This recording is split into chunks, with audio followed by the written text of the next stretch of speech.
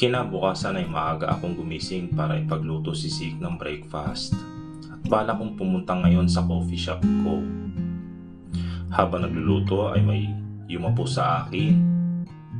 Ang bango naman, sabi nito at inamoy ako. Kaya humarap ako sa kanya at pabiro itong tinampal. Nakasuot ito ng office attire.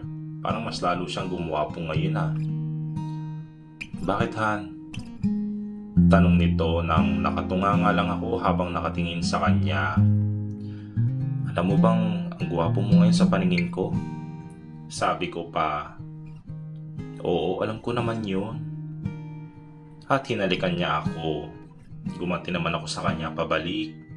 May nararamdaman akong kamay na pumipisil sa aking hinaharap. Kaya nasarapan naman ako. Natauhan na lang ako na parang may naaamoy ako na parang nasusunog. Naku, ang niluluto ko. Dali-dali kong pinatay ang apoy. Galing sa burner. Narinig ko pang tumatawa si Zeke sa likod ko. Kaya humarap ako sa kanya. Nakita ko pa itong pinipigilan na matawa ng malakas. Kaya kinurot ko ito sa tagiliran na siyang dahilan ng pagsigaw niya. Aray naman, sabi nito habang namimilipit sa sakit. Tatawa-tawa ka pa dyan ha? Tingnan mo ano nangyari sa niluto ko, nasunog tuloy. Sabi ko at tinigil ang pangungurot ko dito. Ikaw naman honey, nilalambing lang naman kita. Kasalanan ko bang masunog yan? Ewan ko sa'yo. Sabi ko pa. Honey, saan ka pupunta? Tanong nito habang tumatawa. Magbibihis, pupunta ako sa coffee shop. Pagbaba ko ay wala na si Zeke sa hapagkainan, kaya lumabas ako ng bahay. Nakita ko ito sa may hamba ng sasakyan at nakatingin sa akin. Nang makalapit na ako ay bigla lang ako nitong hinalikan at tiningnan ng kabuuan ko. Han, ang ganda mo talaga. Napairap na lang ako sa pangbobola niya. Sumakay na ako ng sasakyan. Ilang sandali pa, binuhay na rin ito ang makina ng sasakyan at lumabas na ng bahay. At dahil walang traffic ay maaga akong dumating sa coffee shop. Bababa na sana ako na magsalita si Zeke. Han, I love you ha. Huwag kang lalapit dyan sa mga lalaki dyan ha. Sabi pa nito. I love you too honey. Hindi hindi talaga. Kaya ikaw, huwag ka rin lalapit sa kung sino-sinong babae ha. Sagot ko pa. O siya, sige. Ingat ka ha. Sabi pa nito. Bago bumaba ay hinalikan niya muna ako nito saka bago umalis. Pagpasok ko pa lang ay bumungad na sa akin ang mga nakangiting empleyado. Good morning, Ma'am Terry. Good morning, Ma'am. Magandang umaga po, Ma'am. Kanya-kanyang bati nito sa akin. Ay, magandang umaga din sa inyo. Tinuro ni Jane kung saan ang maliit kong office at pumasok ako doon. Sobrang linis nito. Sisik ba talaga nagpalago nitong coffee shop na to? Tanong ko sa sarili ko. Sobrang busy ng lahat ng mga tauhan. Sobrang saya ko kasi ang daming pumasok sa coffee shop ko. Lalong-lalo na yung nag-comment na maganda talaga raw ang coffee shop na ito. Pati ang motif at kulay ay nagpabagay dito. Hanggang sa nakaramdam ako ng gutom ay tinawag ko si Jane para magpa-order ng pagkain. Napabaling ang atensyon ko nang bigla nag-ring ang phone ko.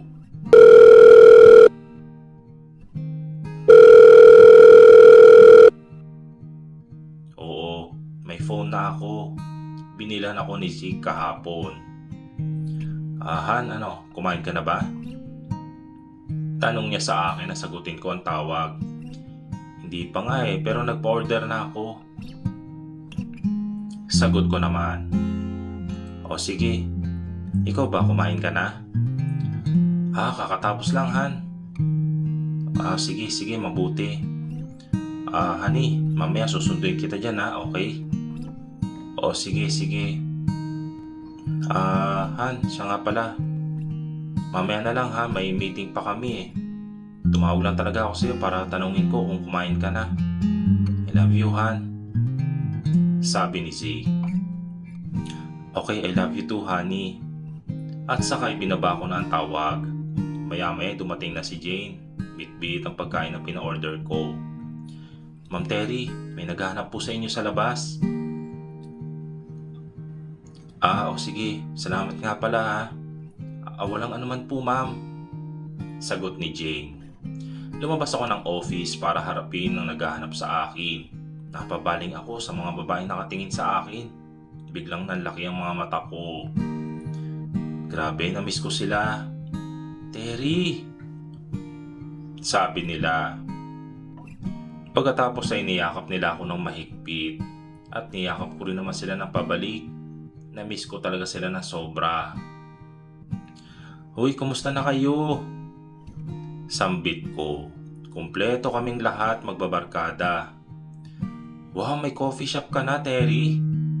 Sabi ni Abigail. Wow, sana all. Ako ito, palaging pinapadate ni Mami sa kung sino-sino na nakakairita nga eh.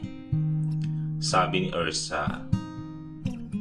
Noon, pinapangarap mo pa lang ito ngayon. Tingnan mo naman. Patingin ako sa kanya. Bakit parang wala na sa kanya yung mga pinag-uusapan namin? Anong nangyari sa kanya? Nakalimutan niya na ba yun? Naguguluhan tuloy ako.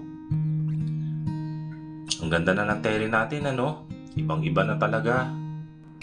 Sabi ni Isel. Kumain na ba kayo? Tanong ko sa kanila. Tapos na. Alam mo girl, mabuti ka pa at may asawa ka na. Ako palagi na lang naghihintay.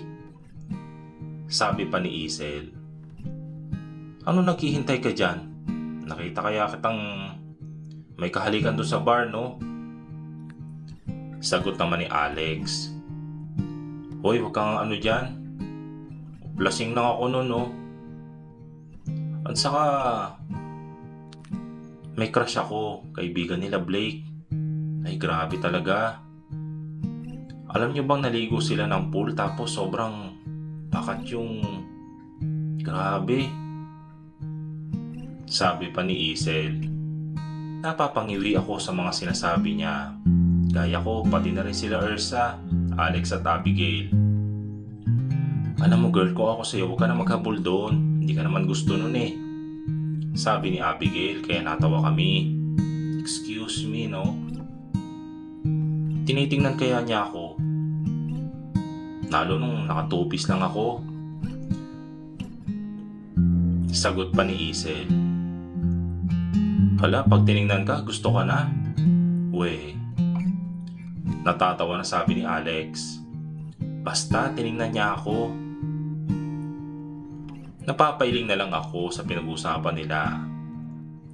Ang dami pa namin pinag-usapan noon. Gaya na si Ursa. Mawawala ng 2 buwan kasi gumawa ng problema. Hindi pa niya raw alam kung saan siya dadali ng mga magulang niya. Iba din eh, may pinapadate yung mami niya tapos di lang man lang niya ito sinisipot. Kaya nagagalit ang magulang niya. Ang pagkakaiba lang kung bakit hindi nagalit si Ursa sa asawa ko at yung iba kong mga kaibigan. Alam kaya nila? Ang dami pa namin pinag-usapan gaya ng mga naging lalaki ni Isel. Yung crush ni Abigail na hindi raw siya pinapansin. Yung nakikitang gwapo ni Alex sa bar. Pagkatapos na nagsipag-uwian na sila kasi may aasikasuhin pa raw sila. Pagkatapos na bumalik ako sa office at kumain hanggang sa gumabi at sinundo na ako ni Zeke. Itutuloy.